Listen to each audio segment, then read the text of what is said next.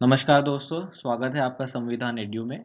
इस video lecture में हम बात करेंगे क्राउन रूल के बारे में। द क्राउन रूल, इसकी शुरुआत हुई थी the government of India act 1858 से।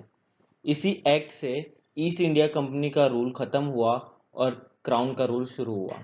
The rule of East India company came to an end and the rule of crown begin.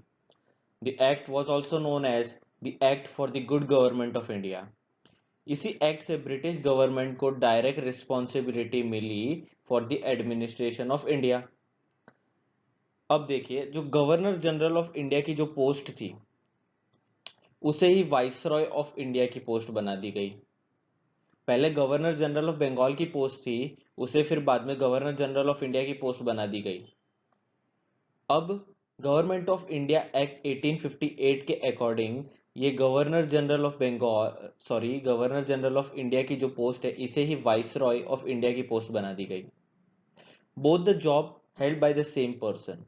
While administration of Indian province, he is called as the Governor General of India, and while dealing with the representatives of the Crown, was called as a Viceroy of India.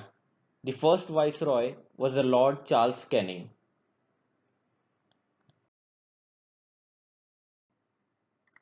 Then after there was the Indian Councils Act. इसमें क्या हुआ, portfolio system आया। इसमें था कि each members of the council of governor general was allocated the portfolio of a particular department, यानी particular department allocate हो गए थे एक पोर्टफोलियो सिस्टम के थ्रू। और इसी एक्ट के अकॉर्डिंग वाइसरॉय ऑफ इंडिया को पावर मिली to issue the ordinance in the case of emergency. और यहीं से शुरुआत होती है एस्टेब्लिशमेंट ऑफ लेजिस्लेटिव सिस्टम। यही इसी एक्ट से शुरुआत होती है लेजिस्लेटिव सिस्टम की। After the Indian Councils Act 1861, there was Indian Council Act 1892. अब इसमें क्या हुआ, यहाँ पर the councils were have the power to discuss the annual statement of revenue and expenditure. इसे हम बजट भी कहते हैं। बट यहाँ पे क्या था, राइट टू वोट नहीं था, यहाँ पे वोटिंग सेशन नहीं होता था। ये था। फिर था द इंडियन काउंसिल एक्ट 1909। इसे मॉर्ले मिंटो रिफॉर्म भी कहा जाता है। And it is for the first time Indians were taken into the Viceroy Executive Council. इसी के साथ सत्येंद्र प्रसाद सिन्हा पहले इंडियन बने जो वाइसरॉय एग्जीक्यूटिव में शामिल हुए, and he was appointed as a law member.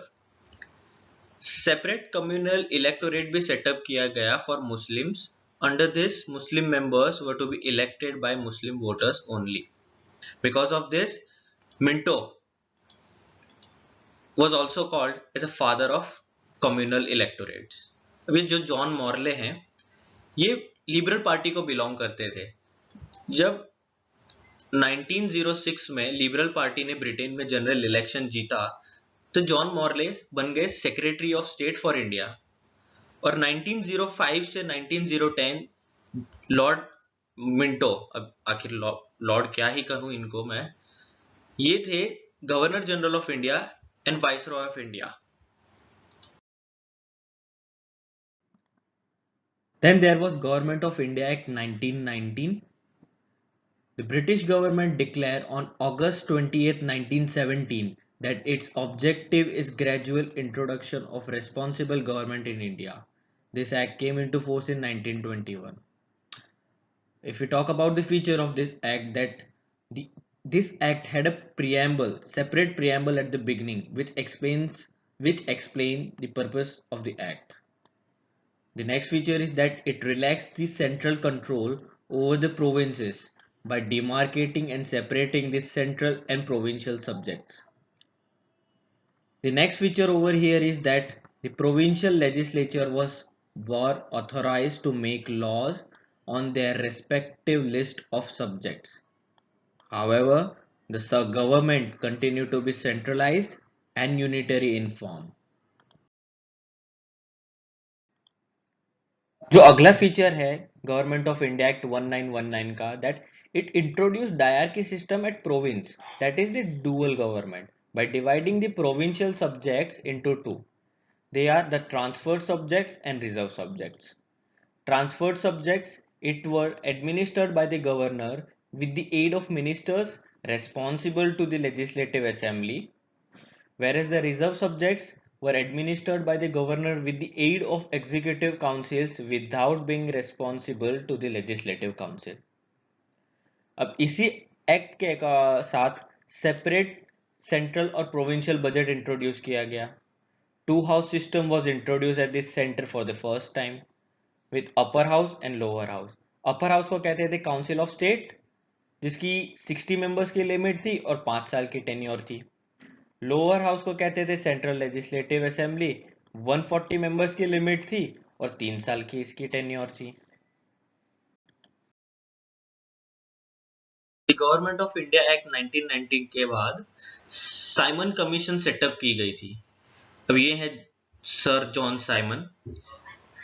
In November 1920 British government announced an appointment of 7-member statutory commission under the chairmanship of Sir John Simon to report how well the Government of India Act 1990 is working in India.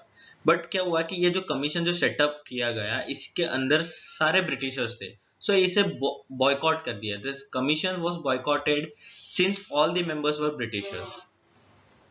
But आखिरकार the commission submitted its report in 1930. With the certain modifications, recommendations of this committee were incorporated in the next Government of India Act 1935. Government of India Act 1990 के बाद Government of India Act 1935 introduce किया कुछ modifications, और जो ये Simon commission थी इसके recommendation के बाद. So government of India act 1935 और उसके आगे की स्टोरी हम पार्ट 3 में देखेंगे. That's all in this video. Thank you. Stay updated and stay connected with the संविधान एड्यू.